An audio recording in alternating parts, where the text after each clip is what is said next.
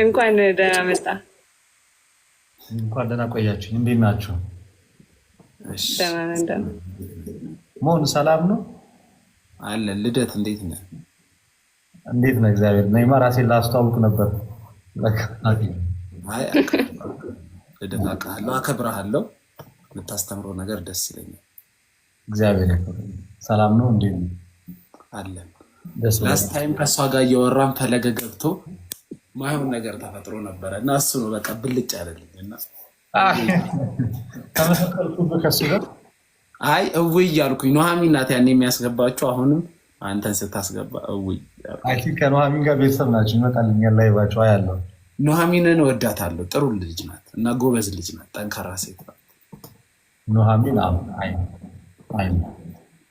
እኔ እኮ የኑሐሚን ይሉኛል ከታችና ከዛ ሁለቴ ነው ምናምን ኢንቫይት የላኩልሽ እና ምንድነው ብዬ ነው ከታች ይሄ እንትን እያለን ስለነበር ሶስተኛ ሲልክልን ነው ባይዜ መሆን ያስገባት።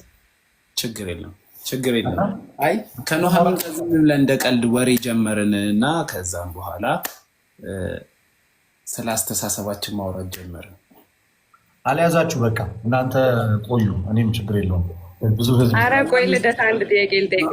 ኑሐሚን መጠየቅ የምትፈልጊ ጥያቄ ካለ ጠይቂው ልደትን። እኔም የራሴን ጥያቄ አንድ ጥያቄ ይሄ በአስተምሮ ደረጃ ካለ ምናልባት እኔ ሳላቅ ከሆነ አላውቅም ያልኩት ልጠይቀው እሱን ብዬ ነው። በዚህ አጋጣሚ ግን ያንቺን ጥያቄ ከመጀመሩ በፊት ቆየት ብሏል። በእርግጥ ይቅርታ ስላቋረጥኩ ያንተን አንድ ሪከርድ ሰምቼ ነበር። ቪዲዮ ሪከርድ በጥምቀት ዙሪያ ላይ የተናገርከው ነው። በጣም ነው ያስገርመኝ።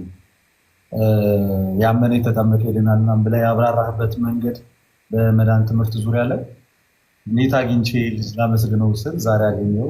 እጅግ በጣም ደስ የሚል መረዳት ነው። ረስቼዋለሁ እኔ ባይዘዌ ምን እንዳልኩም አላስታውስም።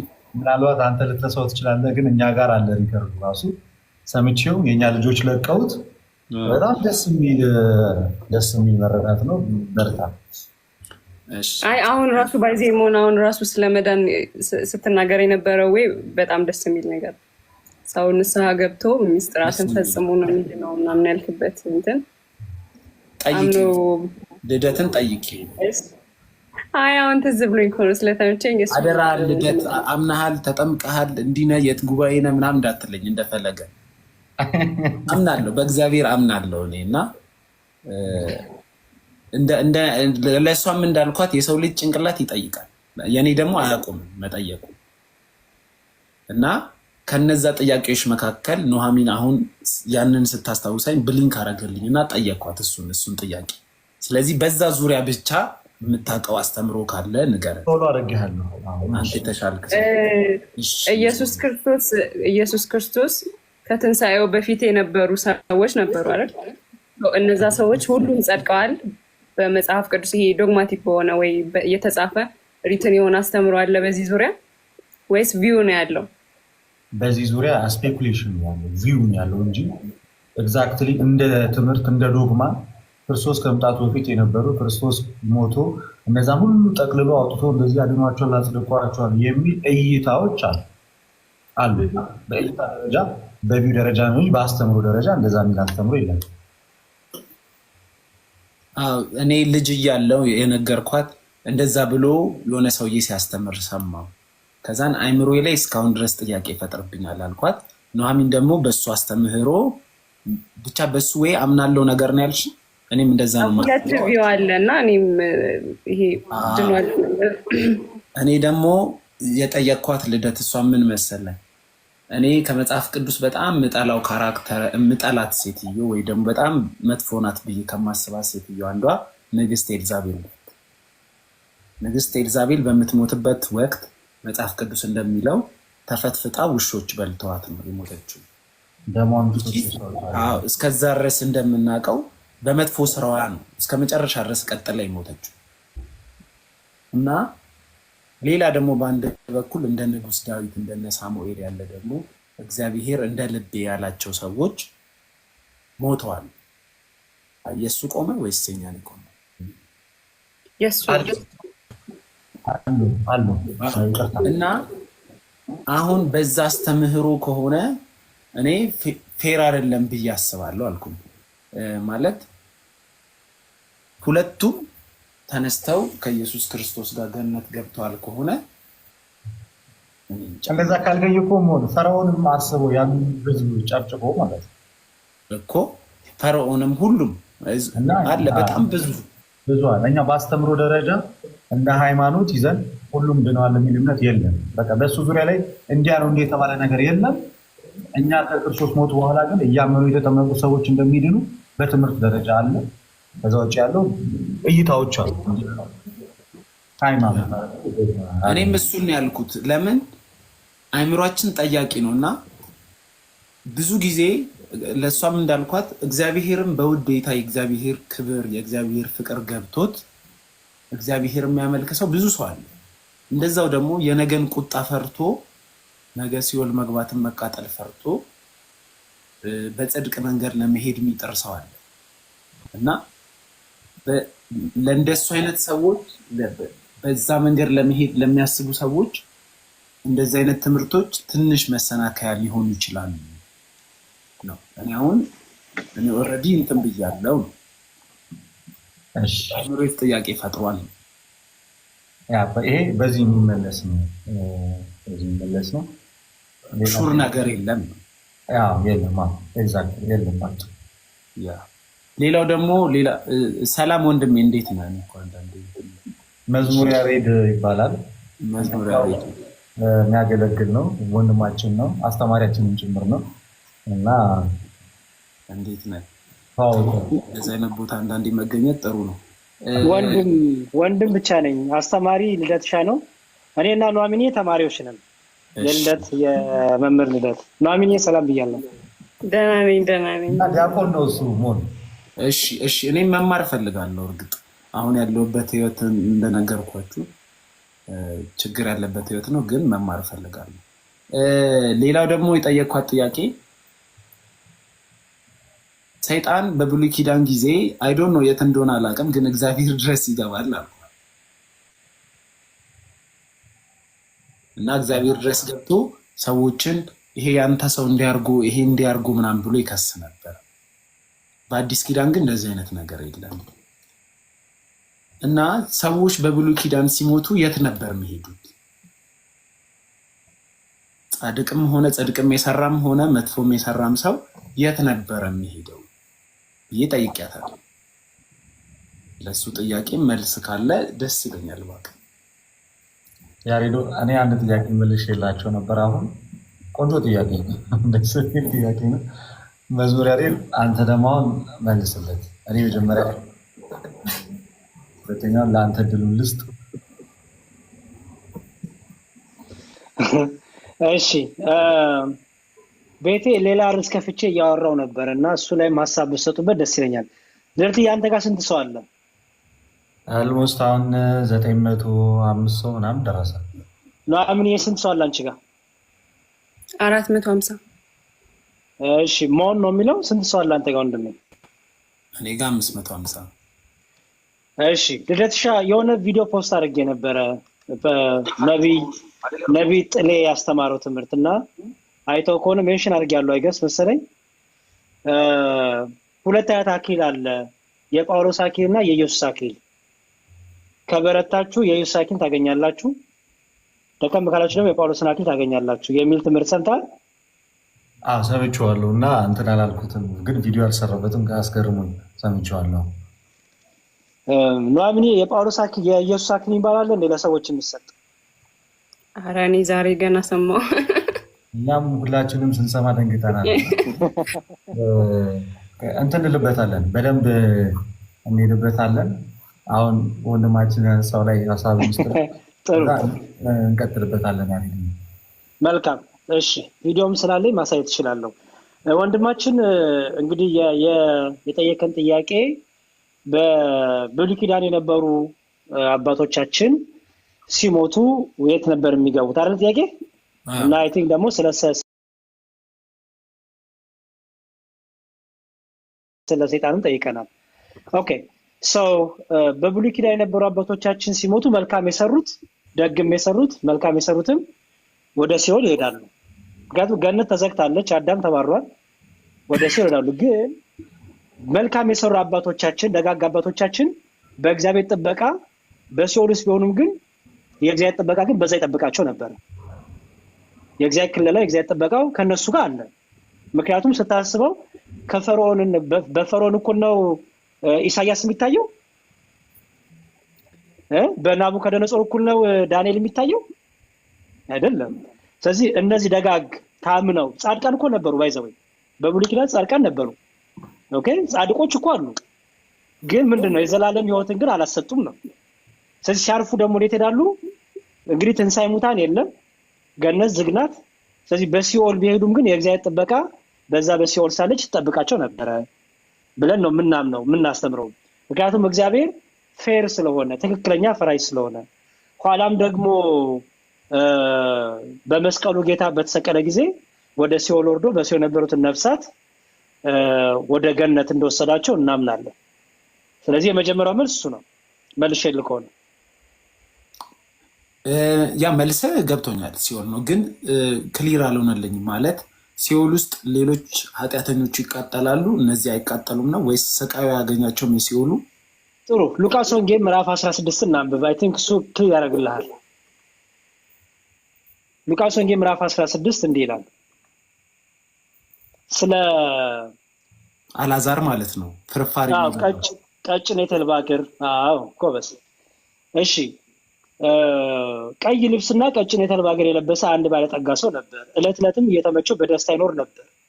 አልዓዛርንም የሚባል አንድ ድሃ በቁስል ተወርሶ በደጁ ተኝቶ ነበር። ከባለጠጋው ማዕድ ከሚወድቀው ፍርፋሪ ሊጠግብ ይመኝ ነበር።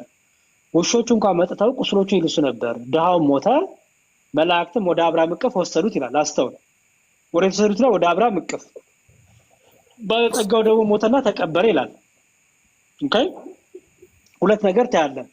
ድሃው ሞተና ወደ አብርሃም እቅፍ ወሰዱት ሲባል ሳይቀበሩ ወሰዱት ማለት አይደለም። ሞቷል። ያኛው ተቀበረ ብሎ አስቀምጠን። ለምን? ያኛው የሄደበት ቦታ ስላለ በኋላ ታያለህ። በሲኦልም በስቃይ ሳለ ይላል። አየኸው? በሲኦልም በስቃይ ሳለ አሻቅቦ አብርሃምን በሩቅ አየ፣ አልዓዛርንም በእቅፉ ይላል። እርሱም እየጮኸ አብርሃም አባቴ ማረኝ፣ በዚህ ነበልባል ሰቃየሁና የጣቱን ጫፍ በውሃ ነክሮ መላሴ እንዲያበርድልኝ አልዓዛርን ስደድልኝ አለው። አብርሃም ግን ልጄ ሆይ አንተ በሕይወት ሳለ መልካም ተቀብለሃል፣ አልዓዛር እንዲሁ። አሁን ግን እርሱ በዚህ ይጽናናል፣ አንተም ትሰቃያለህ አለው። ከዚህም ሁሉ ጋር አሁን ያው ከዚህ ወደ እናንተ ሊያልፉ የሚፈልጉ እንዳይችሉ ወዲያሉ ደግሞ ወደኛ እንዳይሻገሩ አለ። በእኛና በእናንተ መካከል ታላቅ ገደል አለ አለ። ኦኬ ያ እንግዲህ ገደል ምን ነው? እነሱን የከለላቸው። እነሱ አሁን ገደል ሲል የሆነ የተቆፈረ ነገር የሆነ ጉድጓድ የሚዘለ ነገር ኖር አይደለም። ተከልሎ ልክ አሁን ገደል ካለ ይለያል ማለት ነው አይደል? በቃ ለይቷቸዋል። የእግዚአብሔር ቸርነት ጥበቃ ከና አብርሃም ጋር አለ። ሌሎቹ በክፉ ስራ የነበሩት በጣዖት አምልኮ የነበሩት በእሳቱ ይቀጣሉ። እነዚህ ግን በእግዚአብሔር ጸጋ ይጠበቃሉ ነው። ምክንያቱም እየተሰቃዩ ነው። በሲኦል እሳት በነበልባል አይደለም የሚለው? አዎ እኮ ያ ነበልባል አብርድልኝ ነገር ነው የሚለው። አዎ ይሄ ነበልባል እነዚህ ቅዱሳንን ጻድቃንን ነቢያቶቹን አያገኛቸውም። ለምን? እነሱና እነዛ ጋር ምን አለ? ገደል አለ። ገደል የተባለው የሚጠብቃቸው ጸጋ እግዚአብሔር ለማለት ነው። የተለያየ ቦታ ነበረው። ቦታ ሳይሆን ይኸውልህ ጸጋ እግዚአብሔር ጥበቃውን ነው የሚነግረው እኮ። ከሰቃዩ እነሱ እና አብርሃም አይሰቃዩም፣ ሌሎቹ ይሰቃያሉ። ጽድቅ የሰራ ሰው አይሰቃይም ነበር። አዎ መልካም የሰሩ አባቶቻችን ወደ ሲኦል ቢሄዱም ግን ምን ይደረጋሉ? የእግዚአብሔር ጥበቃ ከነሱ ጋር አለ። የእሳቱ ወላፈን እነሱን አይቀጣቸውም ነው። ገደል የተባለው የሚሻገሩት የሚዘሉት ማለት አይደለም። ምክንያቱም ሲኦልና ገነት ስንል እንዲያው አንዱን ተሻግረህ የሆነ ነገር ወጥ ብለህ ዘለህ ከዛ ወደ ገነት የምታልፍበት ከዛ ደግሞ ዘለህ ደግሞ ወደ ገነት መጋበት ማለት አይደለም።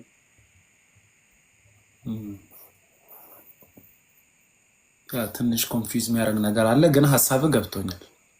ምንድነው ኮንፊውዝ ያደረገህ? ኮንፊውዝ ያደረገኝ ነገር አንደኛ ሰይጣን ሴት ነበር በዛ ሰዓት ላይ። እሱን ለብቻው መልስልሃለሁ። አሁን እዚህ ጋር ነፍሶቻቸው ወዴት ሄድ ነበር እንዴት በሚለው እሱ ተመልስኩልሃል። አዎ እኮ ነፍሶቻቸው መልሰህ ያንተ ሀሳብ እኮ ተረድቻለሁ፣ ግን እና አብርሃምም ሲኦል ነበሩ የሚለው ነው ትንሽ ኮንፊውዝ ያደረገኝ። ስለ የእግዚአብሔር ጥበቃም ቢኖር ጽድቅ ሰርተው እዛ መሆናቸው ገነት ዝግናታ ገነት በክርስቶስ ደም ነው የምትከፈተው። ገነት ተዘግታለች። አዳም ከተባረረ ጀምሮ ገነት ዝግናት ወንድሜ።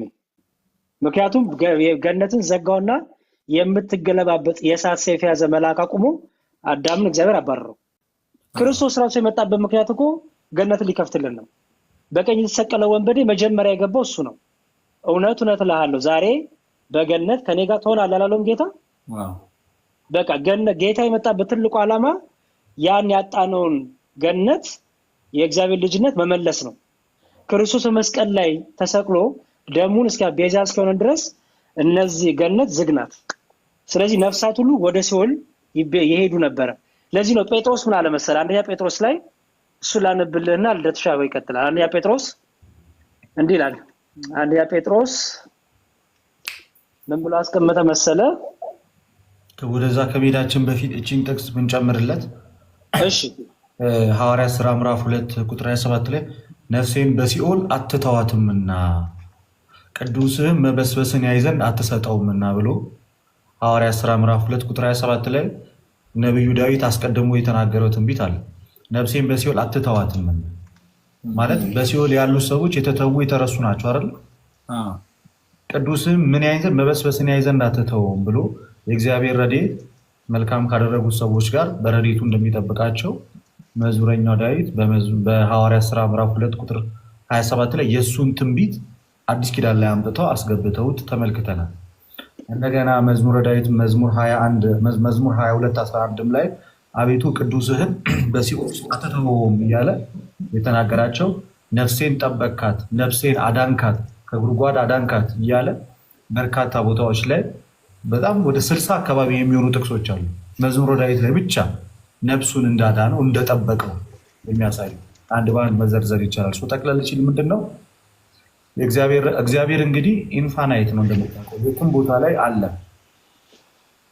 በሲኦል ውስጥ አለ ሲባል ግን እግዚአብሔር የሚፈልጋቸውን ሰዎች በረድኤት መጠበቅ ይችላል ነው እንጂ ሙሉ ሪል ፕሬዘንሱ ሌላ ቦታ ላይ እንዳሉ ይኖራል ማለት ሳይሆን የሚወዳቸውን የእሱ የሆኑትን ሰዎች ምን ማድረግ ይችላል ማለት ነው፣ መጠበቅ ይችላል። ለምሳሌ እንዴት ትረዳዋለህ? ፀሐይ በኃይለኛ ፀሐይ ብትወጣ ጥላ የያዙትም ሰዎች ውጭ ናቸው፣ ጥላ ያልያዙትም ሰዎች ውጭ ናቸው።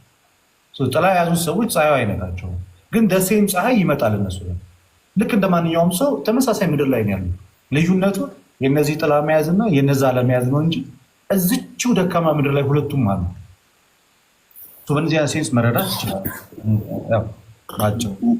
ይሄ ፌር ነው እንዲሁም ለአስተሳሰብ ስለ ጽድቅም የሰራው መጥፎም የሰራው እኩል የሚቃጠል ከሆነ ፌር አይደለም። እኔ ቅድም ያልኩት ያነሳሁት ከዛ ሀሳብ አንጻር ነው። ወደ ሲኦል በወርድም አንተ በዚያ አለ ብሎ ነብዩ ዳዊትም ስለተናገረ ወደ ሲኦል በወርድም አንተ በዚያ አለ፣ ወደ ላይም ቦታ አንተ በዚያ አለ፣ አንተ በሁሉ ቦታ አለ ብሎ እግዚአብሔርን አመስግኖታል።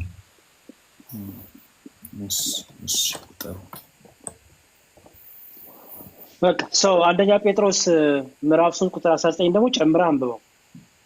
አንደኛ ጴጥሮስ ምዕራፍ 3 ቁጥር 18 ጀምሮ ስታነበው ምን ይላል መሰለህ?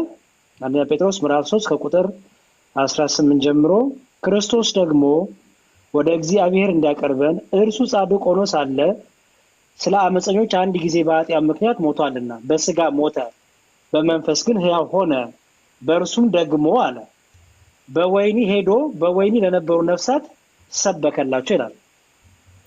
አየህ፣ በምን ለነበሩ ነፍሳት? በወህኒ ይላቸዋል። ወህኒ ሲባል እስሬ ማለት ነው አይደል?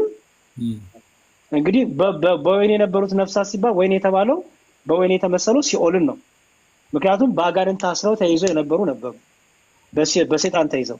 ስለዚህ እነሱ ሁሉ ጌታ ምን አደረገ? በሞቱ ፈታቸው፣ ነፃ አረጋቸው ማለት ነው።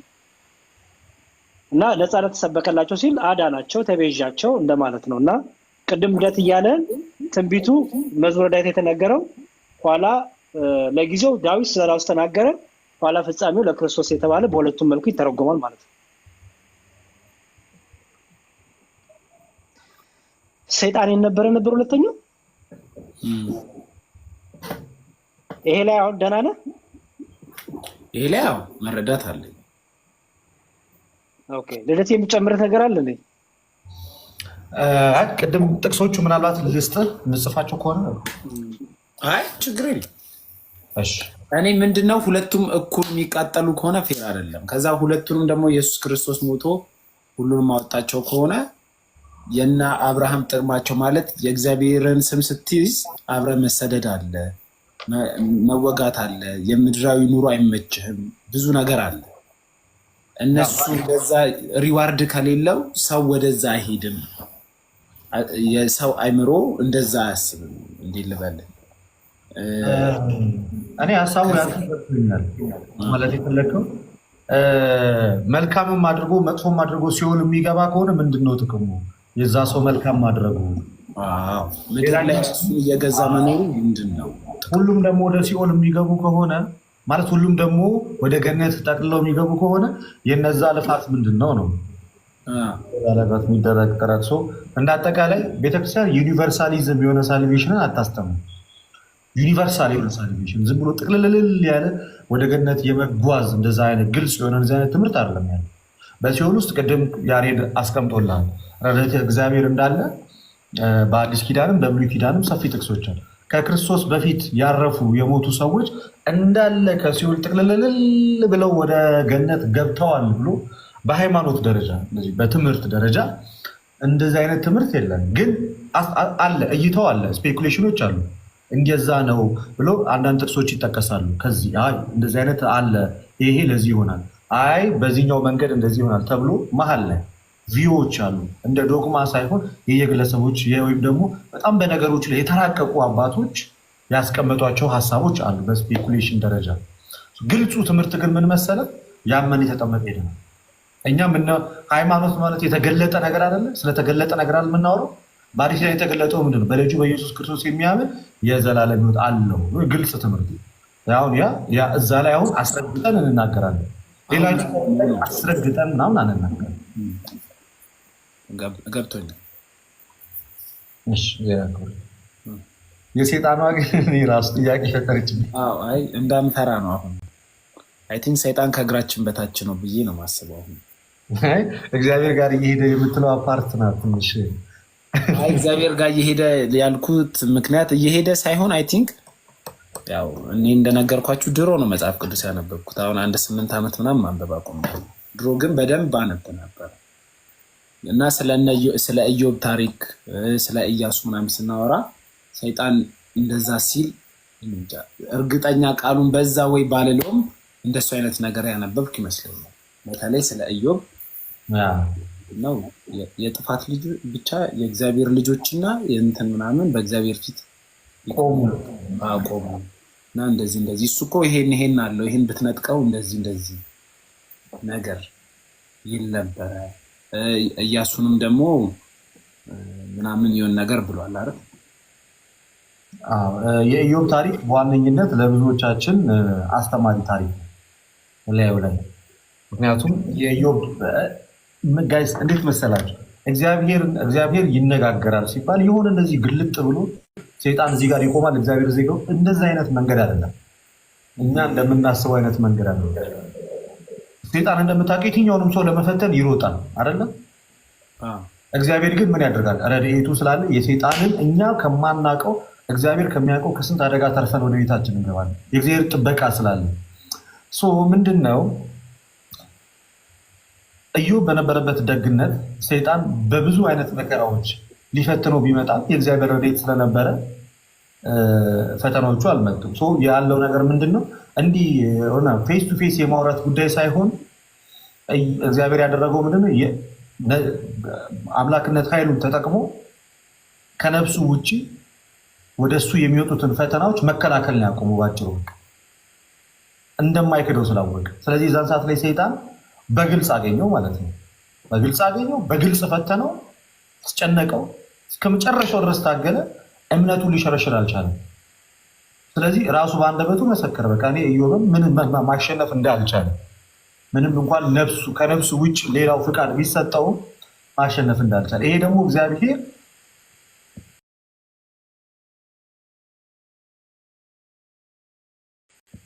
በቅዱስ ቅዱሳን አባቶቻችን ላይ ካለው ጽኑነት የተነሳ አንዳንድ ሰዎች በፈተና መጽናት እንዳለባቸው ለማስተማር የኢዮብ ታሪክ እንደ ዋነኛ መሳሪያው ተቀምጦልናል። ግን ሰይጣን አሁን ድረስ ይከሳል። ያው ይከሳል። መክሰሱን አያቆምም።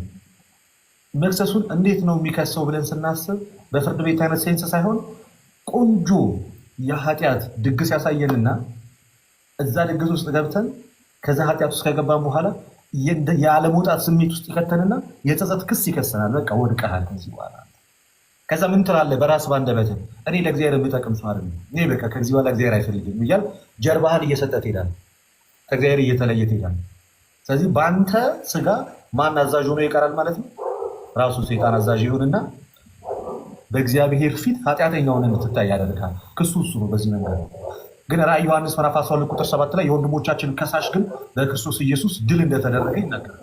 አንድ ሰው በክርስቶስ ተስፋ ካልቆረጠ በስተቀር ሰይጣን አይሸነፍም።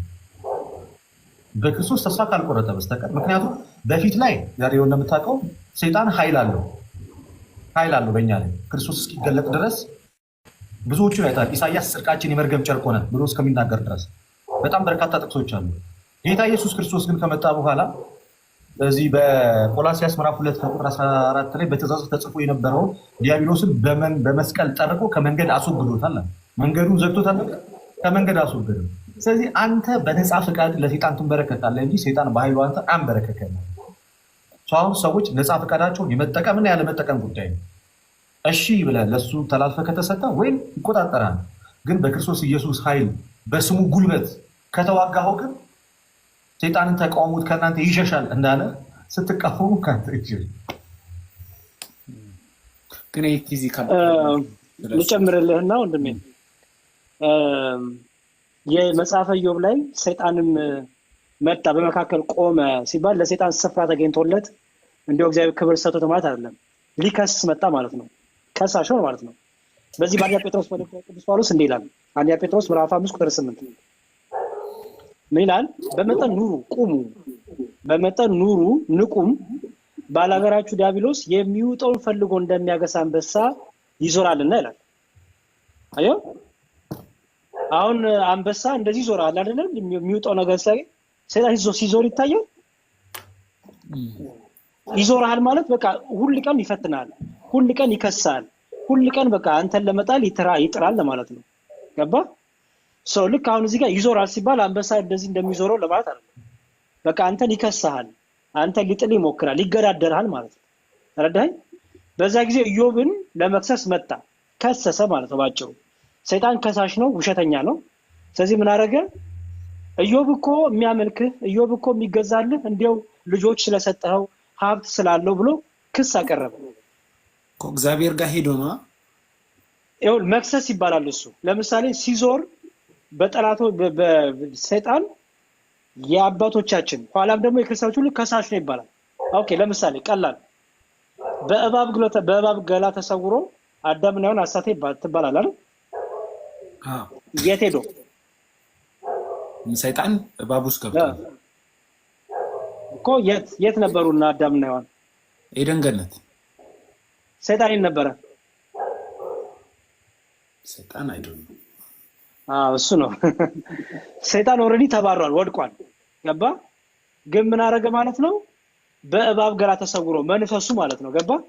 መንፈሱ በእባብ ገላ ውስጥ ተሰውሮ ምን አደረገ? አዳምና ሔዋንን በዛ ጊዜ እና አዳምና ሔዋን ከእንስሳት ጋር አውሩ ነበረ። ገባ?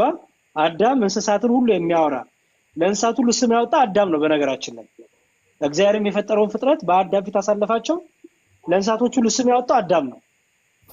ይሄን አልጸጋ ነበረው አዳም። ስለዚህ በእባብ ገላ ተሰውሮ ምን አደረገ? አዳምና ሔዋን አሳታቸው። ልክ እንደዛ ሁሉ ሰይጣንም ይከሳል ነው። ገባ? በቃ በሰማይ በምድርም ስላንተ ይከሳል። በቃ ሁሉ ቀን ይቃወማል፣ ይከሳል። ሰው ሊከስ መጣ ነው። በእግዚአብሔር ፊት መጣ ሲባል እንዲያው በቃ እንደነ ሚካኤል እንደነ ገብርኤል ክብር ኖሮ ሳይሆን ከሳሽ ሆኖ መጣ ነው። ከሰሰ ነው። ቆሙ የሚለው ወርድ ነው ትንሽ እዛ በመጽሐፍ ቅዱስ መቆም የሚለው በብዙ ፍቺ ይፈታል። ቅድም አሁን መዞር የሚለውን ይዞርሃል ማለት ነው።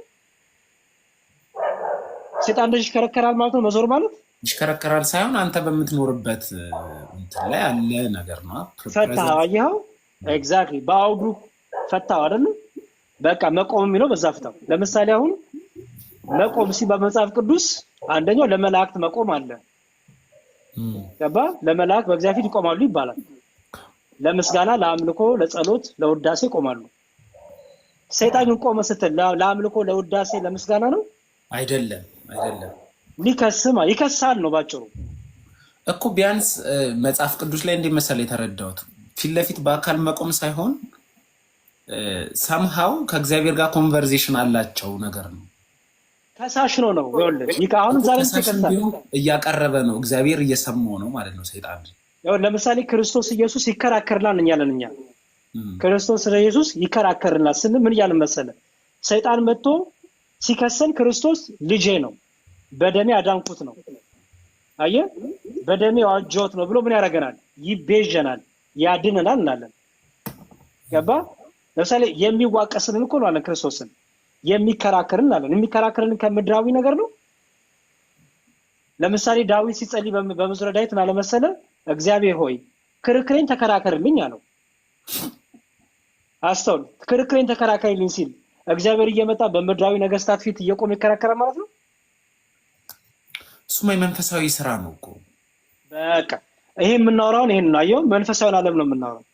መንፈሳዊ ዓለም ስናወራው አሁን ሰይጣን በእግዚአብሔር ቆመ ሲባል ለመክሰስ ኢዮብን ለመውቀስ እግዚአብሔር ኢዮብን እስቲ ከፈለግ ልጁን ውሰድበት፣ ንብረቱን ውሰድበት፣ ግደልበት፣ በበሽታ ምታው እያለ ከሰሳየው።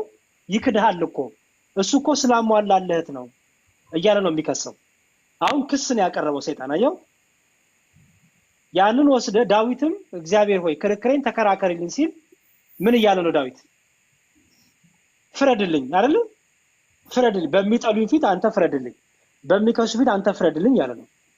ስለዚህ ልክ ክርስቶስን ይከራከራልና ስንል ሰይጣን ሲከሰን ይከራከርልናል ነውና እንዲያው ፊት ቆመ ሲባል መጥቶ በነ ሚካኤል በነ ገብርኤል ልክ ክብር ኖሮት እንዲያው ልክ ለምስጋና እንደሚቆሙት እንደዛ ቆመ በሚል ሴንስ አይደል? ግን ቅድም ለኖሃሚንም እያልኳት ነበረ። ታዲያ ለምን ኢየሱስ ክርስቶስ ሰይጣን እንደ መብረቅ ከሰማይ ሲወድቅ አየው ያለው ለምንድን ነው? ከዛ በፊት አልወደቀም ነው ወይስ በዛ ሰዓት አክቹዋል ታይሙን ነው ሲወድቅ አየው ያለው ወይስ እንዴት ነው? ሰማይ ላይ ነበረ እንዴ? ኢየሱስ ክርስቶስ ያን ወርድ እንዴ ሊጠቀም ይችላል? እሺ፣ ስለ ሰይጣኑ እንደምናወራው ዛሬ። እሺ ልደትዬ መልስ መልስለትና እቀጥላለሁ እኔ። ይቅርታ አንድ ጊዜ አንድ ኮሜንት እየመለስኩ ነበር። ካላስቸገርኩት ደግሞልኛል አንዴ።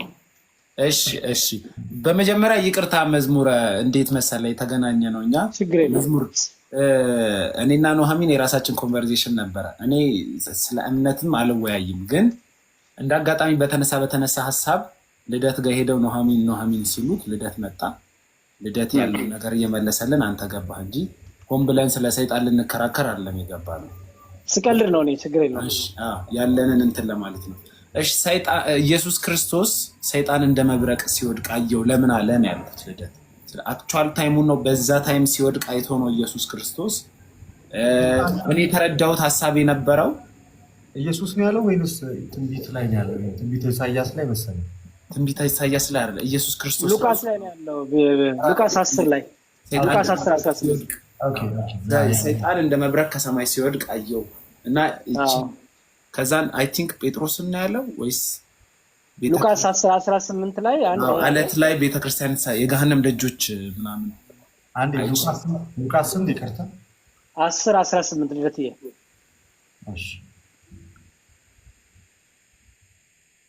ቀጥል፣ ጥያቄ ለአንተ። እና እንደዛ ያለው እኔ የተረዳሁበት መንገድ እንዴት ነበረ? እስከዛ ድረስ በቃ ሰይጣን እግዚአብሔርን ጋር ገብቶ መክሰስ ኦር ደግሞ ማናገር እንደሚችል ግን ከዛ በኋላ ግን በቃ እንደተከለከለ አድርጌ ነው ያሰብኩት። ለምን ከዛ በኋላ ሰይጣን ከእግዚአብሔር ጋር ኮንቨርሴሽን ሲያደርግ የሚያሳይ ኦር ደግሞ እንደዛ አይነት ይሄ ብሉይ ኪዳን ላይ እንደነበሩት አይነት ነገሮች የሉም። በአዲስ ኪዳን እንደዚህ አይነት ንግግሮች ኦፍ ኮርስ ሰይጣን ደፍሮ ቀርቦ ኮሱን ነው የምልህ። እና ኢየሱስ ክርስቶስ የተጠቀመው ያንን ቃል ምን ሊያስተምረን ነው የተናገረው? ያንን ለሁለት ነገር ነው። አንደኛውን ራእይ ዮሐንስ ላይ ይመልሰዋል።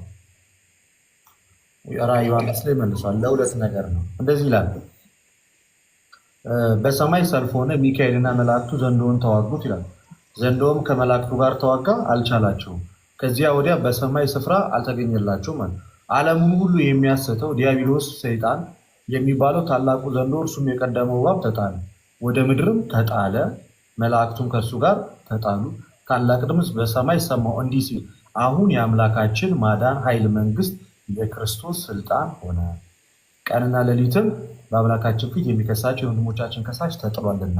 ለሁለት ነገር ክርስቶስ ተናግሮታል። ምን አለ መሰለ በመጽሐፍ ቅዱስ አነጋገር ደብል ፕሮፌሲ፣ አንድን ቃል ለሁለት ነገር መጠቀም ማለት ነው። በሰዓቱ ስለሆነው ነገርና ስለሚሆነው ነገር አደሴም ታይም መጠቀም እና ሌላኛው የመጽሐፍ ቅዱስ የትንቢት አነጋገር ደግሞ ያልሆነውን ነገር እንደሆነ አድርጎ መናገር። ለምሳሌ ምን ይላል መሰለ፣ እነሆ ሕፃን ተወልዶልናል አላር ኢሳያስ ተወልዷል። ይዛንሳ አልተወለደም፣ ንግግሩ ግን እንደተወለደ ነው። ስለዚህ እንደዚህ አይነት ደብል ስታንዳርድ የሆኑ ፕሮፌሲዎች አሉ። ልክ እንደዛ ሰይጣን እንደ መብረቅ ሲወድቅ አየው ማለቱ ክርስቶስ ስለ ሁለት ነገር ተናግሮታል። አንደኛ በመላእክት ዓለም በእግዚአብሔር ኃይል እንደጣሉት ለማስረዳት አሁን ያነበብኩልህ የተደረገ ነገር ማለት ነው። የተደረገውን ነገር ሲወድቅ አየው ብሎ ሲናገር በራእይ ዮሐንስ ምዕራፍ 12 ላይ ያለውን ሰይጣንና ሰራዊቱን ሁሉ እንደጣሉት ይናገራል አይደል? ድል የሚያደረጉት ከአምላካችን የተነሳ ነው አለ። አንደኛ እሱን የሚያስረዳበት። ሁለተኛ ደግሞ ልክ ቆላሲያስ ምዕራፍ 2 ቁጥር 14 ላይ ከመንገድ ጠርቆ አስወገደው የሚለውን እንደ መብረቅ ከላይ ሲወድቅ አየው ብሎ ከላይ የሚወድቅ ነገር ስብርብሩ አይደለም የሚወጣው ክትክት እንደሚለው ክርስቶስ በመስቀሉ ዲያብሎስን ከክርስቲያኖች ላይ አስወግዶታል። ከላይ ከፍ ብለህ ካየው በስምህ አጋንንት ተገዙልን እያሉ ይጠይቁታል። ያ ከምን አንጻር ነው? ክርስቶስ ኢየሱስ ሰይጣንን ድል ስላደረገው ከዚህ በኋላ የትኛውም ክርስቲያን በዚህ ስም ሁልጊዜ ሲቀጠቅጡትና ሲያሸንፉት እንደሚኖሩ ለማሳየት አንድ የመስቀሉ ስራ በመስቀሉ ኃይል ጌታ ድል እንደሚያደርግ፣ ሁለት ደግሞ በዓለም መላእክት በእግዚአብሔር ስም በአምላካችን ስም ድል እንዳደረጉትና ከዛ እንደወደቀ ለማሳየት ነው። ስለዚህ አክቹዋል ታይሙን ሳይሆን እንደ ፕሮፌሲ ነው። በሁለቱም መንገድ ሀፕን ያደረገ ነገር ነው። አክቹዋሊ በራእይ ዮሐንስ ላይም ያለው አለ። በክርስቶስ ኢየሱስ ደግሞ ኃይልና ስልጣን በተአምራት ሞትን ድል እንዳደረገ እንደገና ደግሞ በስም በክርስቶስ ስም አጋንንት ለነሱ እንደሚገዙላቸውም ጭምር ለማሳየት። ሶስተኛው ደግሞ ምክንያት ይኸውልህ እዚህ ጋር ይሄ ትርጓሜያችን መጽሐፍ ነው። ትርጓሜያችን ነው ይላል ወይ ቤሎ ሙናሁ ሪክው ለሰይጣን ከመመብረቅ ወድቀም ሰማይ ይላል። ሰይጣን ከሰማይ እንደወደቀ መብረቅ አየሁት አይደለም የሚለው ቃሉ ትርጉም ይለና መብረቅ ከተበተነ በኋላ ስራ አይሰራም አይደለ? ታውቃለህ። ለምሳሌ ልክ አንድ መብረቅ መጥቶ ብትን ካለ በኋላ ኃይል ይኖረዋል? አይኖረውም። መብረቅ ከተበተነ በኋላ ስራ እንደማይሰራ ሁሉ ሰይጣንም ጌታ በገዳመ ቆሮንቶስ ትዝ ይልሃል? በሶስት መልኩ ሰይጣን ሲፈትነው ጌታን በመብል በትዕቢት የሚባሉት እነዚህ አርስተ ኃጣው ይባላሉ። የኃጢአት ዋናዎች ይባላሉ እነዚህ ሶስቱ፣ ትዕቢት፣ ቅናትና ስስት እነዚህ። ስለዚህ በገዳመ ቆሮንቶስ እነዛን ድል ከነሳሁት በኋላ ስራ እንዳይሰራ አውቃለሁና ሲል ነው ይላል።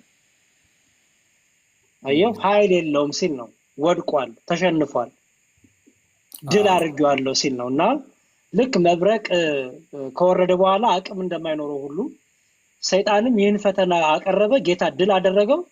ጌታ ድል ስላደረገው እኛም ድል የምናደርግበት ምን ሰጠን? አቅም ሰጠን። ሰይጣን ደግሞ ኃይሉን አጣ ማለት ነው። ስለዚህ ሲወድቅ አየሁ የሚለው ሶስተኛውም ትርጓሜ ይሄ ነው። ልደት እያለ ሁለቱን ያዝ፣ ሶስተኛ ደግሞ ይህንንም ጨምር ማለት ነው። ስለዚህ ማቴዎስ 4 ላይ ያለውን ማለት ነው። አዎ ይፈትነው ነበር እንጂ ከመክሰስ ካለመክሰስ ጋር እያያዘ ነው። ኃይሉን ማጣቱን፣ ኃይሉን መዶቁን ኃይሉን መቀማቱን የሚያሳይ ነው። በእኛ ላይ ስልጣን የለው ነው ባጭሩ። ቴንክ ዩ ዌልካም ልደትዬ ዩ ዌልካም። እውነት ነው ዩ ዌልካም ይባላል። እውነት ነው ይባላል። አዎ ይባላል። አይ እዚህ ጋር ዩ ዌልካም ማለት ሳችቶን ዝም ያልኩ ተፋጠጥኩኝ እኔ። አይ እኛ ጋር አልፎ አልፎ ነው እንግሊዝኛ የምትሰማው ገብቷል። ለዛ ኧረ የሆነ ሪከርድ የሆነ ቪዲዮ የተሰራ አይቼ ስለ እንግሊዝኛው ስታወራ ለዛ ነው የታልኩት። ኧረ ወይኔ ደግሞ ጭራሽ ሪፖስት አድርጎታል። እሺ እኮ ጉዳችንን ሪፖስት አድርጎታል። እሺ ሞን ምን እያልከን ነበር? በቃ አይ ቴንክ ዩ ሌላ ጊዜ ደግሞ በደንብ እስቲ እንደ ቀልድ የተነሳ ነው እንጂ ይሄ እኔ ተዘጋጅቼበት ምናምን እኔ የእምነት ጉዳይ ይቅርታ አድርጉልኝ። እናንተ ጎበዞች ናችሁ እዚህ ላይ መታችሁ ተመልካችሁ። እኔ እንደዛ አልወያይም ብዙ ጊዜ እዛ ነገር ላይም የለውበትም እና ጥያቄዎቹን ከመጥፎም እንዳትወስዱት ከጥሩም እንዳትወስዱት። እንደ ቀልድ እንጂ በቀልድ ወይ መወራት የተጀመረ ወሬ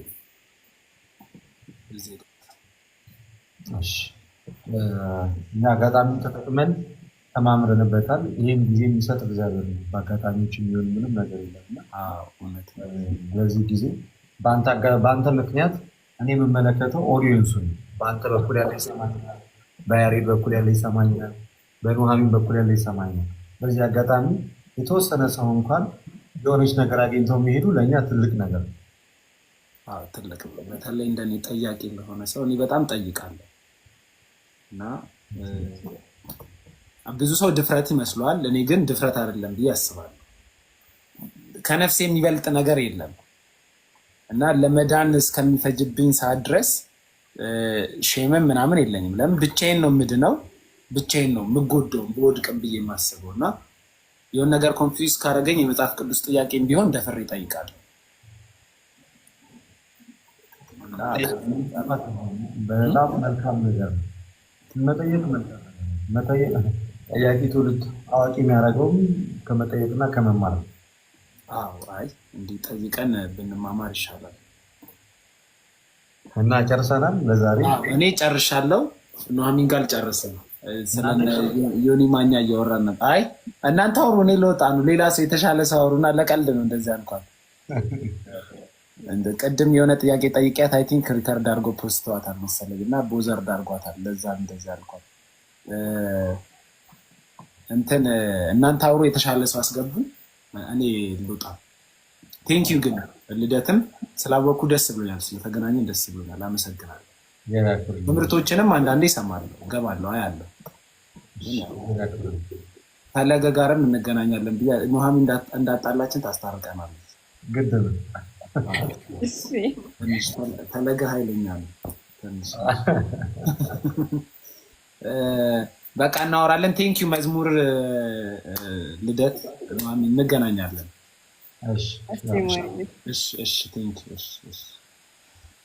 ልደትዬ እኔ ግን ሀሳብ ስጡ። ተው በዚህ ነገር ላይ እናንተ ተው።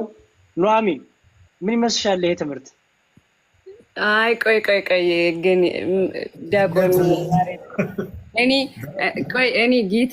እኔ ጌታን አዝኝበታለሁ። ስጽፍልህ አይመስልኝም። ማን ነው ቴሌግራም የምጽፍልኝ? አረ በስመ አብ እግዚአብሔርን እኔ በጣም ነው የደበረኝ። ባይዚ ጌታን ወይኔ አረ ተይ ኑሃሚን አይደብርሽ። እኔ እኮ በጣም ብታይ እኮ ላይፌ በጣም የከበደኝ ሰው፣ በጣም ሩጫ የበዛብኝ ሰው ነኝ። አይ ነው እሱን እረዳለሁ በእውነቱ። ያው እንደ እንትን አልጠብቅም። ያው አሁን ደግሞ ባለትዳርም ስትሆን ብዙ ሩጫ ይኖራል፣ ብዙ እንትን ይኖራል። እሱን እረዳለሁ እንዴ። ያው ግን በስመ አብ አንተ በጣም ብዙ ጊዜ እኮ ነው ቴሌግራም ላይም ከዛ ቲክታክ ላይ አክቹዋሊ አንዴ ነው የጻፍኩት። ቴሌግራም ላይ ግን በጣም ብዙ ጊዜ ሁለት ስልክ እና አንደኛው ቁጥሬ ኦኬ፣ ሌላ ቁጥሬ ነው ጽፍ ማለት ነው። እዚህ ላይ አይደለም የኢትዮጵያ አወራንበት ላይ ነው የጻፍኩት። በቃ እሱ ሌላ ቁጥር ነው፣ ሌላ ስልክ ነው እሱ። ይቅርታ ኑሃሚን እክስሻለሁ፣ መልሳለሁ። ይቅር በይ። አይ ችግር የለውም። በቃ ልናገር ብዬ ነው። እሺ ቀጥል። እሺ ወጣላት እኮ ልደት ደግሞ እሺ አታቀሳሰር ነው አይደል? ጳውሎስ የክብርን አክሊል ይሰጠኛል አለና ይሰጠኝ ይሆን አይደለም ይሰጠኛል እርግጠኛ ነኝ አለ። ለእኔ ብቻ ግን አይደለም ብሎ እንደኔ እርሱን ተስፋ ለሚያደርጉ ሁሉ ነው ብሎ ከፍታ አደረገው። እኛን ሁሉ አስገባል። ሰማይ መግባታችን ጥርጥር የለውም። አክሊሉ ምን አይነት ነው ነው? የነ ጳውሎስ አይነት ነው። የነ ጳውሎስ አይነት ነው። በፍጹም ሌላ አይነት አታደርጉትም። ጌታ ይባረክ። በጣም ጌታ ከረዳችሁ የኢየሱስ አይነት፣ በጣም ህይወታችሁ ደክሞ ዝቅ ካላችሁ የጳውሎስ አይነት አድርጋችሁት መጨረስ። በሁለቱ መሀል መኖር ከጳውሎስ በጣም እሺ። ኑሐሚ ገብቶሻል አሁን ያለው ነቢይ ጥላሁን? ኧረ እኔ አልገባኝ። ሁለት አይነት አክሊል አለ፣ የጳውሎስ አክሊል እና የኢየሱስ አክሊል። እሱንማ ሰማሁት እኔ። የፈለገ ይምጣ አለ። ብናጣ የጳውሎስን አናጣ ማለት ያቀረብዛሉት ማለት የኢየሱስ አክሊል እኮ የሞት እኮ ነው እኮ በመስቀል ላይ ያደረገው አክሊል እኮ ነው አይደል? እሱም ብቻ ሳይሆን ልደትዬ፣ ለምሳሌ ኢየሱስ ክርስቶስ የክብርን አክሊል ተቀዳጀ ስልን አንድም በመስቀል ላይ፣ ሁለተኛው ግን በግርማውን ኃያልነቱን ገናንነቱን ከአብና ከመንፈስ ጋር እኩል መሆኑን የባህሪ አምላክነትን ተመኝቶ ነው ይህ ሰውዬ እንዴ ማለት በዚህ ንግግሩ የባህሪ አምላክነትን የሚገዳደር ጥያቄ ነው የጠየቀው። የክርስቶስ አክሊል ይሰጠናል ማለት እንዴ በጉ በዚህ ሰዓት ላይ እኮ ማለት ወይም ደግሞ አካላዊ ቃል በለበሰው ስጋ በአብ ቀኝ ነው ያለው። የባህሪ አምላክነትን ኢቨን የተዋሃደው ስጋ ራሱ የባህሪ አምላክነትን ገንዘብ አድርጓል። የባህሪ አምላክነትን ገንዘብ አድርጎ በክብር ነው ያለው እና አሁን የእነዚህ ሰዎች አለማወቅ በስመ አብ ወወልድ ወመንፈስ ቅዱስ ጥግ ድረስ ሄዷል። እኔ የጳውሎስ ራሱ መቅለሉ ቅድም አንደኛዋን እየሰማኋት ነበረ። አንተ እንዴት ነው የምትዘገንነው? በእናትህ የዘመኔ ጳውሎስ ብያለሁ አለችው ዮኒ ማኛን። እንዲህ እሱ እንግዲህ የግለሰቦችን አስተያየት ደግሞ ቀላል ነገር ቢኖር ፕሮቴስታንት በጣም መረን ነው ባጭሩ። በጣም ይቅርታ ኤኒዋን ስፔሻሊ መናገር የሚችል አፍ ማለት ሲናገር አቀላጥፎ መናገር የሚችል ሰው ኢሚዲየትሊ ፓስተርም ነብይም መሪም መሆን የሚችልበት ቤት ነው። በጣም በቀላሉ አንተ እንዴት ነው በእናት እኔ ማለት ጳውሎስ አልገባቸው ምን አይነት ሐዋርያ እንደሆነ አይ ዶንት ቲንክ የተረዱት አልመሰለኝ ምን አይነት ሐዋርያ እንደሆነ ሐዋርያው ጳውሎስ 14 መልእክታቱን የጻፈ እጅግ ብዙ ተጋድሎን ያደረገ እንኳን የኃጢአት ጊዜ ለስብከት እንኳን ጊዜ የሚያጥረው ሰው እኮ ነው ሐዋርያው ቅዱስ ጳውሎስ ማለት። እንዴት ነው ሰዎች ከሐዋርያው ቅዱስ ጳውሎስ አገልግሎት ጋር ነገሮችን የምታመዛዝነው? የዘመኔ ጳውሎስ ነህ ማንን? አንድ ተራስ ግለሰብ ሰው ነገ ተመልሶ እኔ አላቅም። የእናንተ የድፍረት ንግግር ለከት የለውም። በጣም በጣም በጣም ንቀት እኮ ነው፣ የመጨረሻ ንቀት ነው። እና አስበኸዋል? እኔ ሳስበው ራሱ ይዘገንነኛል። በዚህ ልክ ሰው በቀላሉ ኤኒዋን በቀላሉ የሆነ ነገር መሆን ይችላል። ምንም አይነት እንትን የለውም። በቃ ይሄ ገደብ የለውም። ትመጣለህ። እኔ ለምሳሌ አሁን ዛሬ ፕሮቴስታንት በሆን ኢሚዲየትሊ ወይ ደግሞ አፍተር ከአንድ ሳምንት ወይ ደግሞ ከአንድ ወር በኋላ የራሴን ቸርች ከፍቼ ምናምን ነገር እንደፈለኩ ላይሰንስ ማውጣት ብቻ ነው የሚጠበቅም። ሄጄ ላይሰንስ ማውጣት ከዛ በኋላ የሆነ ቸርች ብዬ የሆነች አዳራሽ ተከራይቼ ምናምን በገባ ህዝቡን ይዞ ነው የሚሄደው። አስቸጋሪ ነው። ሀው